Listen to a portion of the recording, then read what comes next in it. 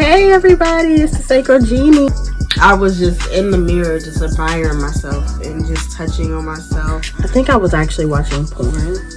Not my own, but someone else's porn. I think that's what I was doing. And I was just thinking, like, men really have, or in our lineage, we've been told to be seen and not heard. You know, sex is for the men.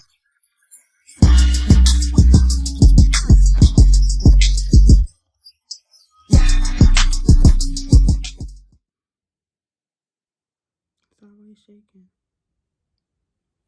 Okay, I think we're ready. Hey. Okay, so first and foremost, welcome to my page, my YouTube, my podcast. It's the Sacral Genie. Welcome. Yeah, so I have not been uploading lately because I was just in a little funk for just a brief second. I was going to get right back, don't worry. But everything is on the up with me. I went through a couple of things mentally, emotionally, and I'm getting my physical on track. I've been working out lately. I'm on week 2. So I'm doing the T25. I don't know if you guys remember, that was like a big thing back in like 2012, 2011-ish with Shanti and stuff like that. So I've had those videos for forever since then. And I'm like, I don't want to go to the gym. It's too cold. I don't like going out to the gym in the cold. And I love working outside, but I can't right now because it's snowing, it's cold. So I was like, well, let me do these home workouts with Shanti and get back on track because I've done it before. I worked out and lost hella weight. So I just wanted to do that and I'm feeling great. Like, I had to wait until I was mentally ready to finally start losing weight. Like, my friend, she's on her weight loss journey. She's been on it for a couple of months and she wanted me to join with her. And I'm like, I'm just not ready. Like, I'm not going to do it. And then I know that I'm a cop out or I'm always make excuses or I'm not ready to change up my eating habits just yet. I'm not going to do it until I'm ready. And that's with anything in life. Like, if I'm not completely ready, I'm at that age now where I have enough self-awareness to where if I know something is going to work out, then I'm not, if I don't know if I know that it's not going to work out, then I'm not going to participate in it until I am fully ready. So that's with anything, with dating, with, artistry, with whatever it is that I have going on. I'm not going to do it until I know, like, my heart is in it. So now my heart is completely in it. I've been eating better and I didn't want to work out and I know that I'm still eating like crap. So now that I'm eating better, I'm ready to, take on working out and I feel so much more energized. Like, I be ready to ride some dick now on my toes. Actually, I just did recently here. A few weeks ago or whatever, I got up on that thing and instead of 30 seconds, I gave him 31. Honey, that deserves a big ass applause because y'all know my struggle with these knees. I'm cool with, riding on my, while I'm just leaning on my knees, leaning on my partner, but getting up on them toes and doing a little Megan Thee Stallion, that's never been me. So I was so proud of myself because we're making strides out here. We're getting our health together. We're getting more energized. I even had a point of a low libido to where I did not want to really have sex like that. I wasn't even in a creative space. Like, my complete sacral chakra was just low. Like, it was definitely not giving. So very imbalanced. So I had to work on that, and I don't want to get on here and start just making up things to talk about if I'm not even completely aligned. So oh no, this came loose. So yeah, like I'm getting back together. I'm getting back to me. And I always tell y'all, like, if you're not feeling right or you need to take a break or look away from something, then do it. Don't ever push just for the sake of pushing. Definitely you want to be consistent, and don't be away too long, but do what you need to do for your mental health and whatever it is that you need. So yeah, so that's a little update on me. And aside from, dealing with fuck niggas out here in these streets, people, heartbreak is a motherfucker. It's always up and down. You debate on if you made the right decision. You might even fold. You might even go back, So it's definitely been that way for me these past couple of months, and I've been talking to the same person here, and I had to just really do a deep dive and be like, look, Dre, you can't do this. You backtracking, you doing things that you already done established was like beyond your boundaries, like overstepping boundaries, like you starting to fall back in that trail. And usually I would just look at the red flags and I would just be like, ooh, we're in an amusement park full of red flags. But this time I'm taking a look and I'm doing a lot of self-evaluating, and it's hard because nothing is ever easy. Any challenges that may present itself is never easy to deal with, but it actually feels good to be able to say no to others and yes to myself. That's always been a challenge for me, or feeling like, even beside the breakup and stuff, but like even with telling people no, you don't want to do something, I always feel like I have to explain my no when it's just a no. You just need to start standing firm in your no, because a no to somebody else is a yes to you. And I always talk about self-care, and that is definitely a part of self-care, right? Like giving yourself what you need, tending to your own needs, and not going above and beyond for other people. Even if it's something as simple as, can you take me up the street real quick? And you already comfortable, you already don't feel like doing it, you've been waiting for this moment all day. You can tell them no, like I just can't right now. I just can't. Can't. Sorry. You're gonna have to catch the bus. You're gonna have to do something. Some things, I'm like, if it ain't hurting me, I'll go. But seriously though, like if it's something that is interrupting your peace, or you had your heart set on doing something, then do that. Don't tell yourself no. So anyways, enough about that. What I kind of wanted to slightly touch on, it kind of goes into confidence, but it's more so about how you perceive others, or how you perceive yourself through others' eyes. So it kind of ties back into confidence. So recently I've been thinking a lot, and I also, even though I was breaking away, I was still on social media for the most part, and I see a lot of things. Like sometimes I'll dip into the comments to see what people are saying about an initial post, or if I see somebody posing a question, I want to sometimes see what other people are saying under the comments and things like that. But recently I have ran into some comments that were talking about, women and being hoes, and this comes from both angles, both men and women, speaking these things out, and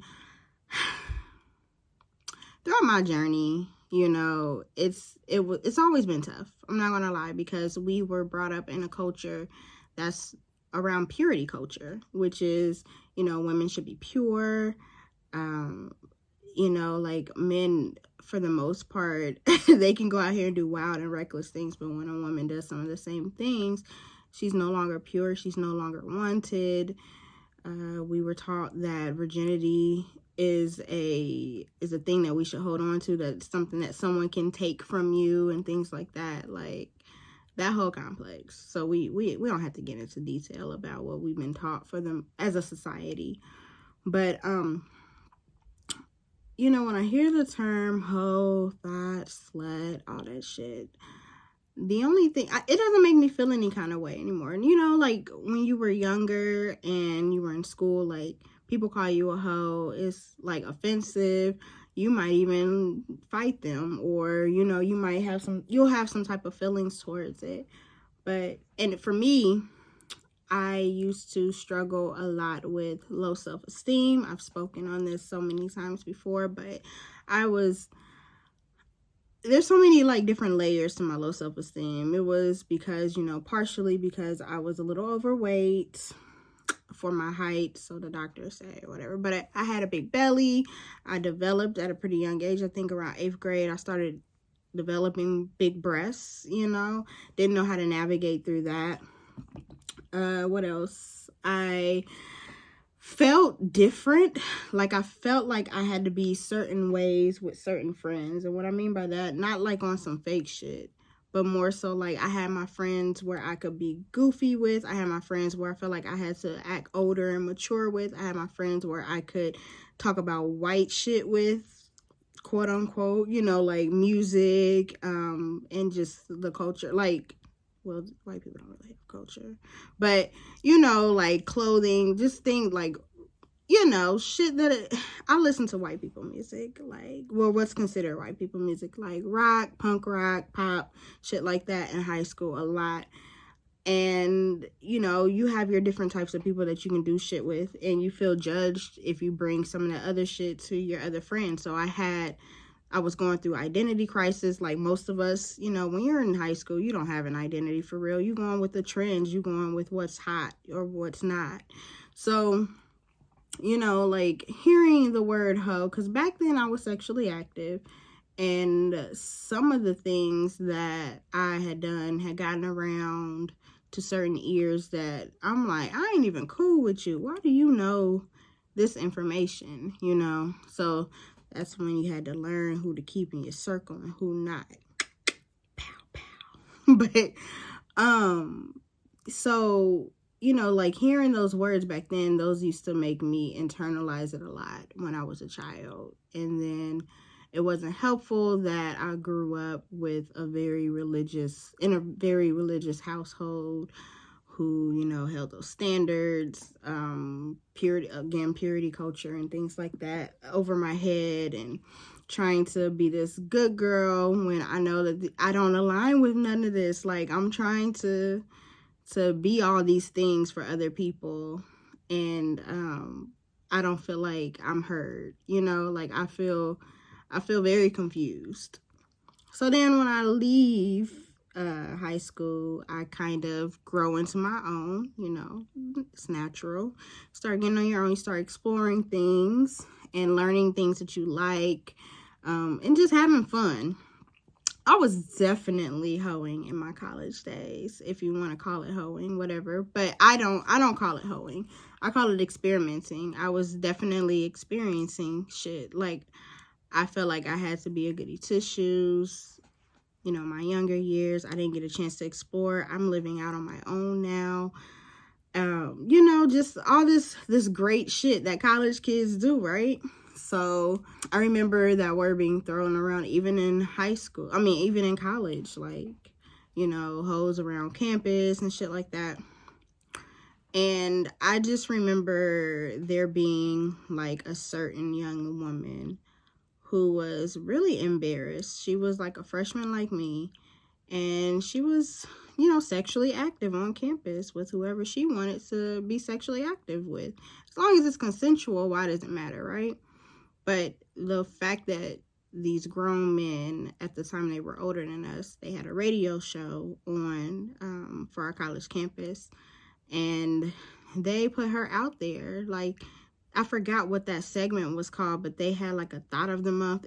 The word thought wasn't even out just yet, but it was something where they put this young woman out there. So that made me afraid, and it made me it brought me back to my high school days, like, oh shit, like people are getting called out, or people are, like being told, I mean, their business is being put out there on Front Street, like for the whole college campus to see, like. And I felt super duper sad for her. And I felt like the friends that I had at the time, they were very judgmental. Shout out to them. I love them. Like, not I shouldn't say judgmental, but they were brought up like how I was brought up, like purity culture and things like that. Like, I can't believe that somebody would do that and things like that. And, going along with it. Like, that's whole activities and shit like that. But I remember that and watching everybody around me doing, throwing shade at old girl. So I felt compelled by the circle around me to put on, the facade that I'm not like that. So I felt like I had to agree with the people that were around me, like, yeah, that's crazy, da, da, da, da. And I feel I don't feel extremely bad now because I've grown out of that. And, like, I would never, obviously, judge anybody, and I'm quick to shut people down. But I'm just thinking about, like, how that really brought me back to that time in my life where I feel small, I feel not heard, and I feel like I can't trust the people around me with who I really am inside. So then move forward to adult years in a relationship. Then when you're in a monogamous relationship where you feel like you have to do everything with this one person, but then maybe you're more of a sexual person than your partner. So what do you do in that situation? So that was pretty wild for me too. Like, battling my sexuality has always, or not battling, but dealing with my sexuality has always been a struggle until recent years with creating my platform. So that gave me a voice. I don't even know how I started. Well, I do. I remember that I used to listen to, while I was still in my relationship, I used to listen to lip service. And so hearing these women speak about their sexual lives freely, and I'm like, why can't I do that? I wish I could experience these things and, have no shame around it, just like them. And I'm like, I think that's what clicked for me. I'm like, I can do that. And my experiences aren't like theirs. Like, they have different perspectives on sex where I have something different and to say myself, So I started Edibles, my previous podcast. And so all this to just basically come back to the word hoe, the word slut, the word thought, and just challenge people to think about what is their perception of what a hoe is. For some people, it could just be flirting with multiple people. I remember, when I was younger and I hadn't had sex yet, I used to flirt. I used to flirt. I'm an Aries, so we flirt a lot, right? I think a lot of people. I'm not even gonna use being an Aries as a thing, but that can be an anybody thing. But yeah, so flirting is a form of hotivities. It could be just the fact that you give or receive oral sex. It could be the fact that you engage in sex, period. It could be a fact that you have so many boyfriends, even if y'all haven't had sex, It's a numbers thing. That's what a lot of people perceive whole activities to be. It's always, based upon numbers. How many partners have you been with? I'm so glad that I am now at a stage where we ain't counting. Like, that is so whack to me. If anybody ever asks you, how many partners have you had? I will break your heart. You don't need to know all that. Why would you even ask? Why do you care about? I love Carlos Miller. Like, he said, what did he say? Why are you worried about other dicks? That shit is weird to me. Or why are you worried about other pussies? Like, don't worry about what the fuck happened before you, if it was before you. But anyways, so it's a numbers thing for most people. And then also, it's just funny to me how when you're like talking to someone or dating someone, and it's mostly like men I see this with, like, if you are very curious, very experimental as a woman, you look to try different kinks and things like that. There's some men out there that will even say that that's some hoe shit just because you even want to try something that is outside of the box. Like what? Because I'm into my sexuality, because I want to try things that makes me, unwanted, unworthy.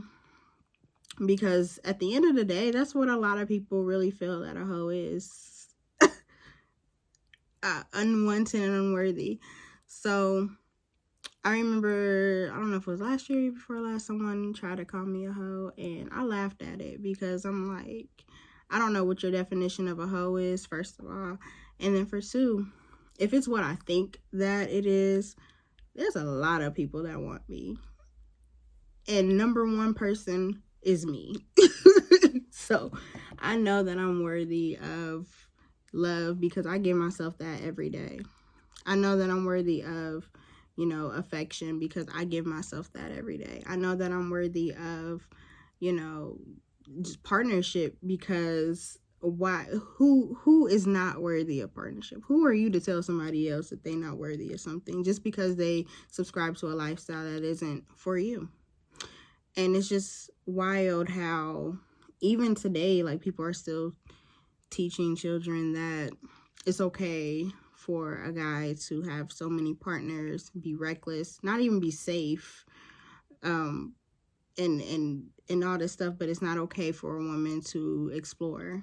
It's just so weird to me. Like, that's how she understands what it is that she likes too. Like, you get a chance to explore yourself and see what you like and what's whack and what's not, but she can't.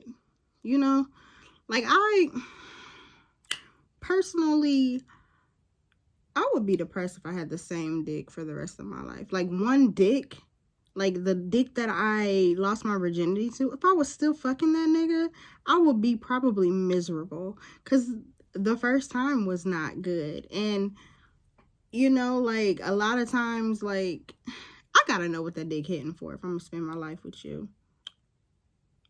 But I'm probably anyway, so I mean, I'm kind of biased. I don't believe I'm gonna spend my life with one person for the rest of my life, but whatever.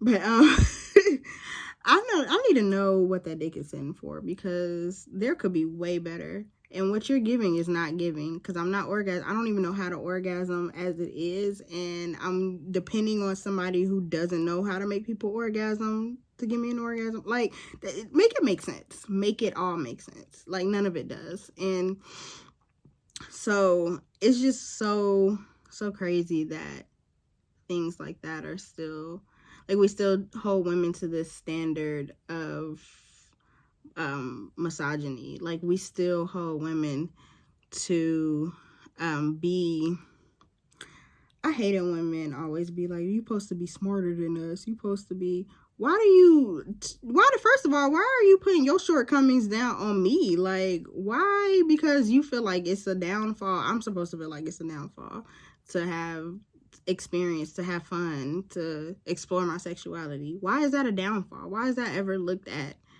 as being, something bad? I encourage you to explore your sexuality, see what's out there, be safe, be smart, make genuine connections, because sex at the end of the day is a sacred act. But I don't feel that, it's so sacred to where someone is taking my virginity or taking something from. No, this is something that pleasure is our birthright, right? So why are we prizing it, boxing it up as if it's something that someone can take from us? I hate that verbiage of taking someone's virginity. What? No, this is stupid.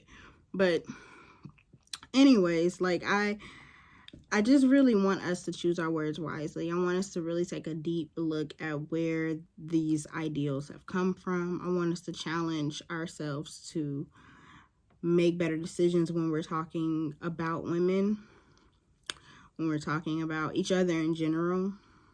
Because just because, something that I have done in the past, and what am I trying to say here? I just feel like, for one, you shouldn't judge anybody by their past, no matter what they've done, whether it is sexual, like I'm speaking on now, or, you know, like they've done something like criminal wise or whatever. Like if it was years ago, why are we still talking about it? But at the end of the day, let's just worry about ourselves.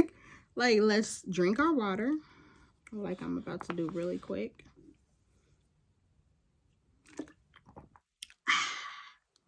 Drink our water, mind our business, and have safe sex.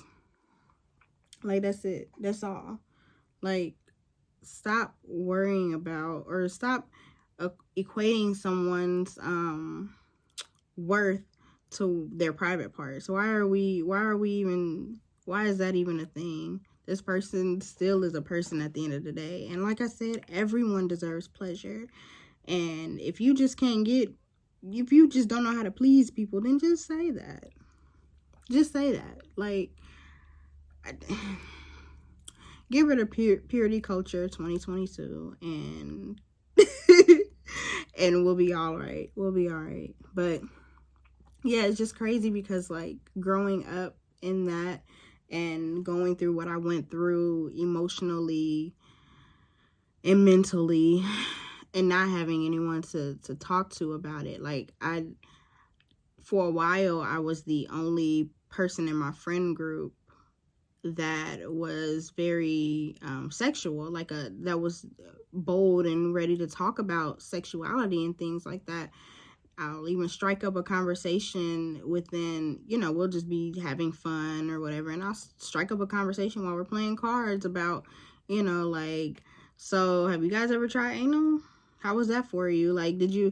And usually it's not even just because I'm just trying to be sexual, because I'm not horny. I'm just asking questions because maybe I want to try it and I don't know, what ways to do it. Who else to talk about it with than your friends, I would think, But it definitely made me feel like an outcast for a long time. And I'm just glad that I am at a place now where I accept my own self, and I don't depend on anyone else's perception of me. And that was very hard to get here. That was very hard, just going through that, and then not having access to therapy until like you're already in it. You're already starting to explore and stuff like that. Like, that shit was very difficult for me. And that's why I always say healing is not a one-way street, because recently, and I still need to look up this dream, but I had a dream. This is what even brought up this whole thing. I had a dream where I was walking with someone who I temporarily had a crush on. I was walking through the city with them. I guess it was like a date. We were just walking downtown. And I don't know where this woman comes from. She just came out of nowhere while my date was like in the bathroom or something. And she's like, I heard about you. And I'm like, huh? What are you talking about? She's like, I know all about you. And it was like in a judgmental tone. And I knew exactly what she was talking about. Like, you're that girl or whatever that did. And she went down the line of people that I fucked. And it was like, why am I having this dream? So I don't know if it's like a reminder of how far I've come with dealing with things like that, dealing with my emotions with that.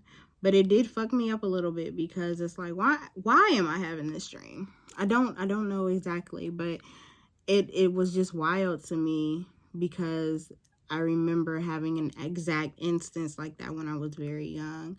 And it was like, you knew that I fucked this one person, and you basing that, you trying to basically call me out. It was this girl. It was a long time ago. But it was just wild that that little inner child in me, after waking up from that dream, just jumped out and was like scared and felt, like not heard, and felt unsafe and felt shamed. So it's definitely a journey that it always needs work. It's always some fine tuning. You always still have to remind yourself to unlearn those behaviors, unlearn, what people have taught you in the past. And it's never going to be completely easy for confidence to be built.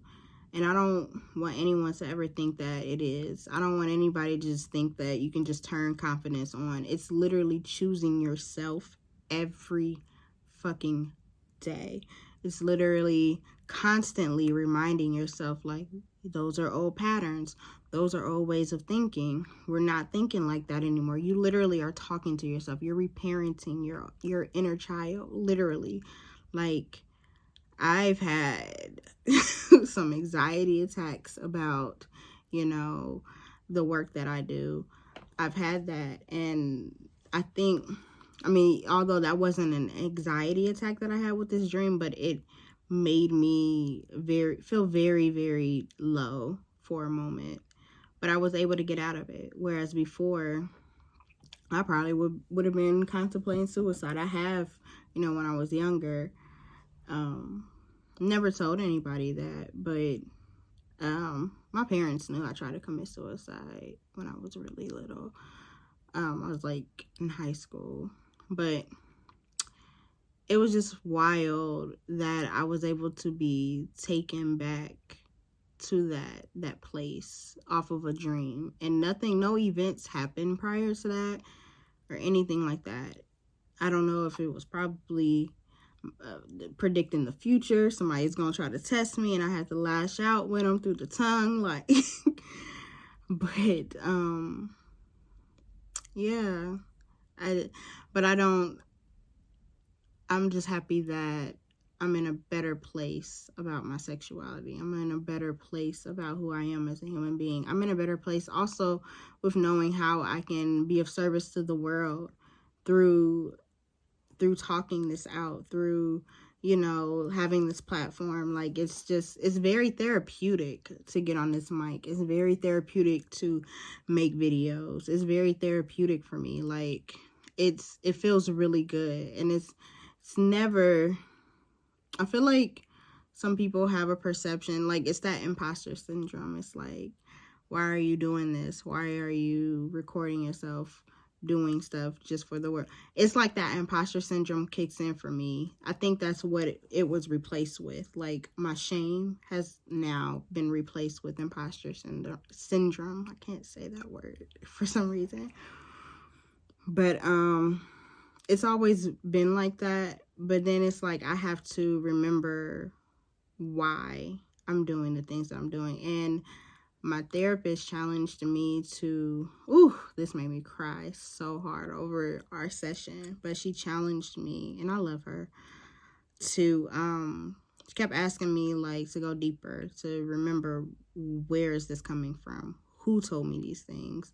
Why do I have this perception of myself? Why do I feel like I'm an imposter and stuff like that? And we got down to the nitty gritty, like, for real.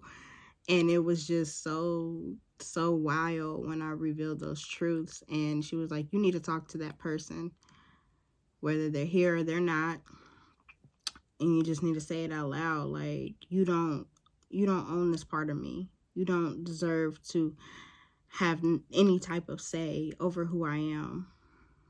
I don't have to please you. I have to please me at the end of the day. And that was so powerful, like, to just do that. And it was super helpful. But it's something that you're always going to work with. Confidence is not linear, just like healing isn't linear. It's all part of healing at the end of the day.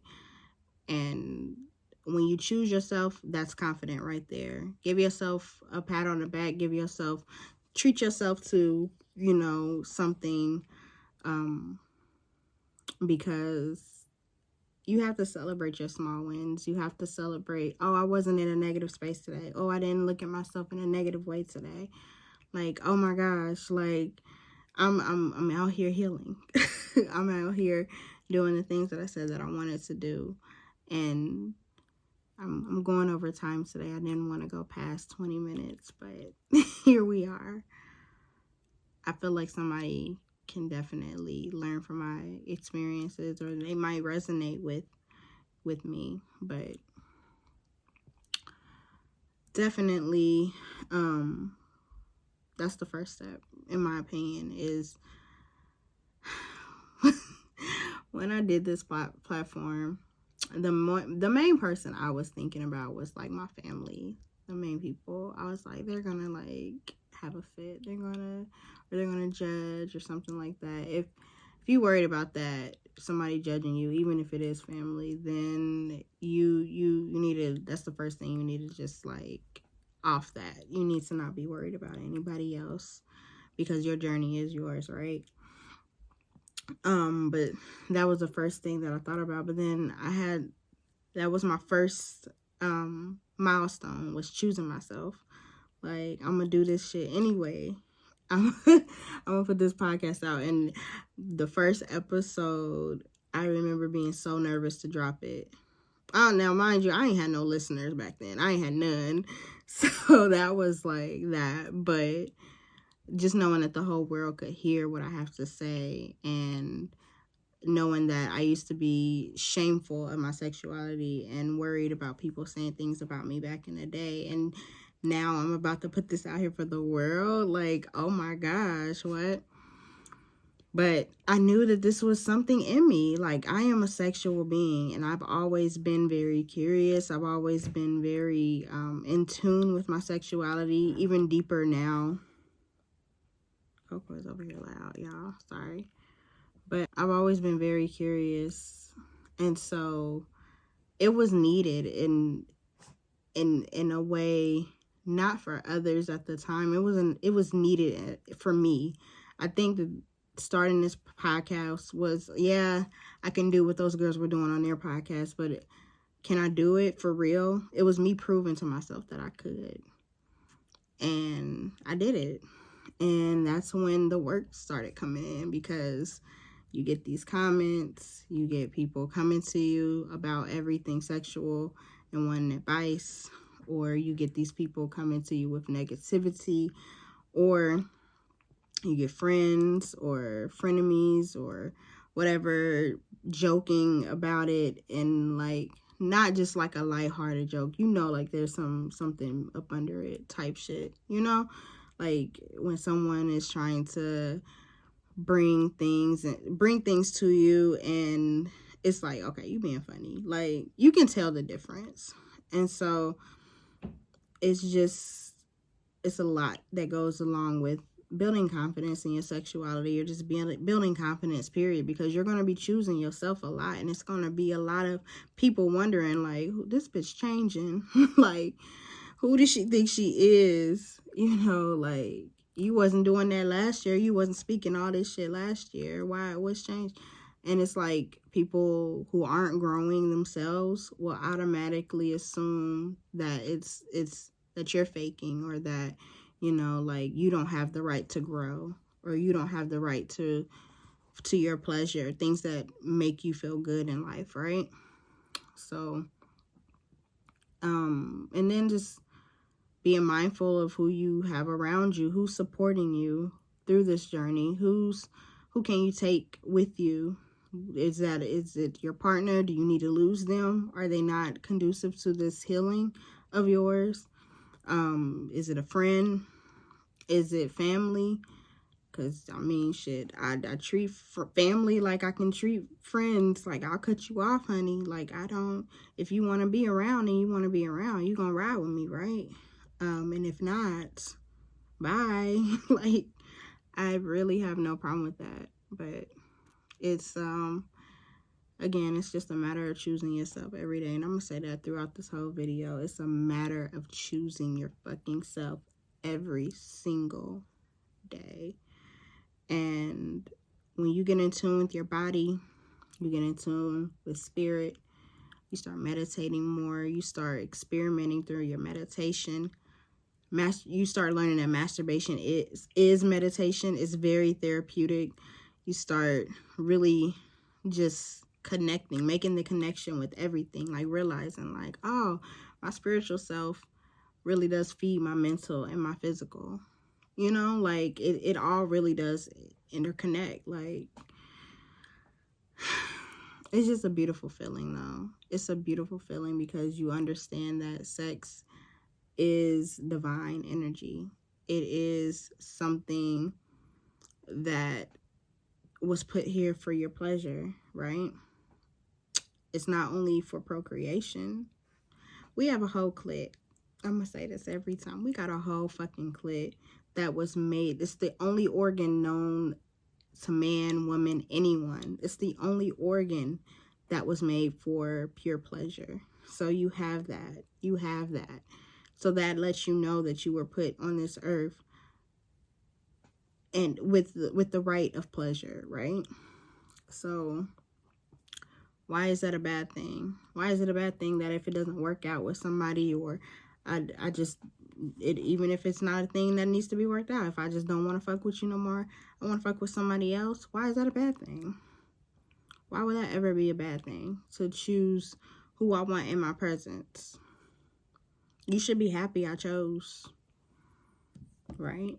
So, I think I talked y'all's ears off enough. I think I've talked enough. I'm a little dehydrated, y'all. Doing this really gets your, doing this really makes your mouth dry because you just talking. And then what I'm doing, since I'm doing my own podcast, you know, I'm just talking. I'm the only one talking. There's nobody else, no back and forth or whatever. So I feel like I'm just filling in the space here. I appreciate y'all for joining me. I appreciate y'all for subscribing, for liking. Oh, please continue to like. Please share.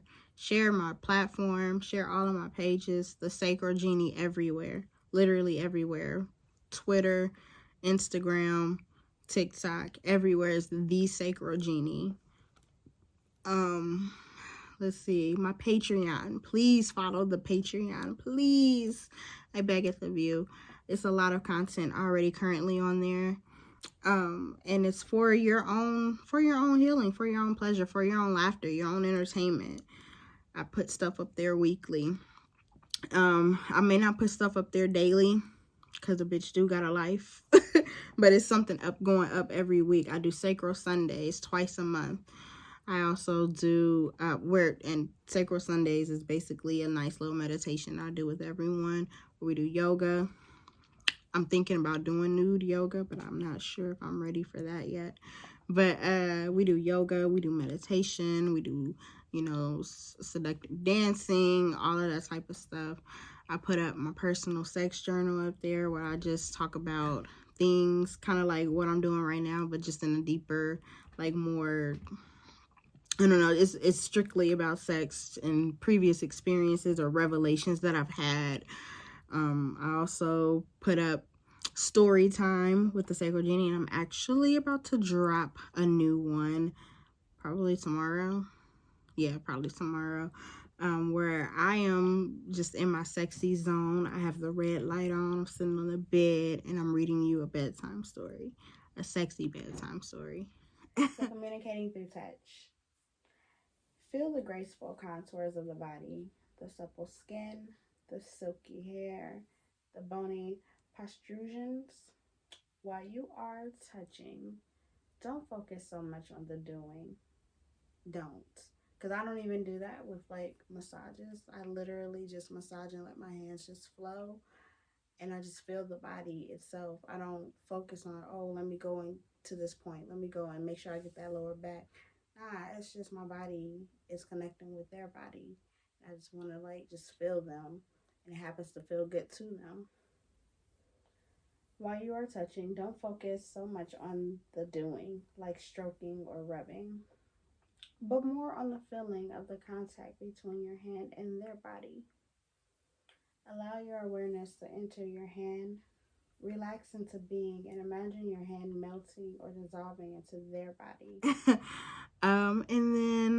And so much more. Like as I get more and more creative, I just put things up there. I'll put bonus episodes up there. I have an episode up there right now with Nyota where we talk about the emergence of sexually liberated women and just how it is dating, how we came about of being sexually active and explorative, coming into our own as women, and just so much. It's so much. So I really want you guys to join in And I do have a special announcement for another guest that I will be having soon on the pod. And yeah, we in here. So thank you, gang. I appreciate y'all and I love y'all. And stay tuned.